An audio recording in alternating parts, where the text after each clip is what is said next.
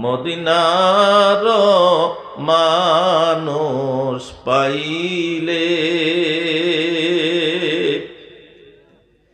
আমি সালাম জানাবো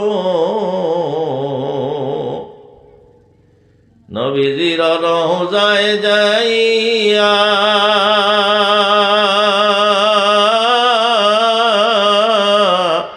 আমার অন্তর জোড়াবো আল্লাহুম্মা সাল্লি আলা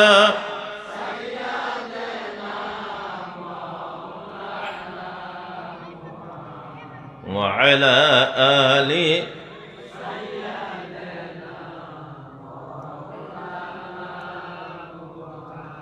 ভাই দোস্ত বুজুর্গ, এই মহব্বত আজকে আমরা কোরআন শরীফ মুখস্থ করার জন্যে 5 জন ছেলেকে যে আমরা পাগড়ি দিয়ে দিলাম।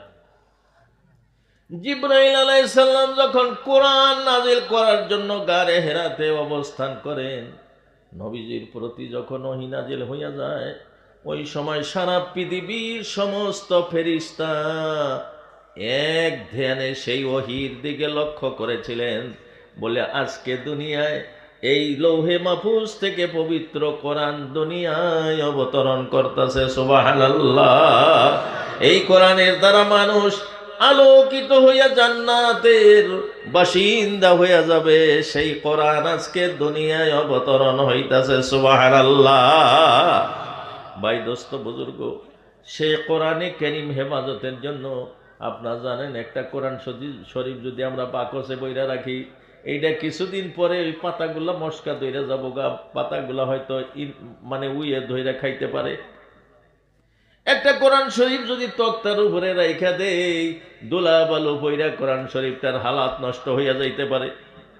কিন্তু আল্লাহর কোরআনটা আপনারা এমন জায়গায় হেফাজত করার জন্য একটা বাক্স তৈরি করলেন, যা আপনারা হাড় ভাঙ্গা পরিশ্রম করে টাকা পয়সা চাউল ডাউল দিয়া এই মাদ্রাসা চালাইতেছেন।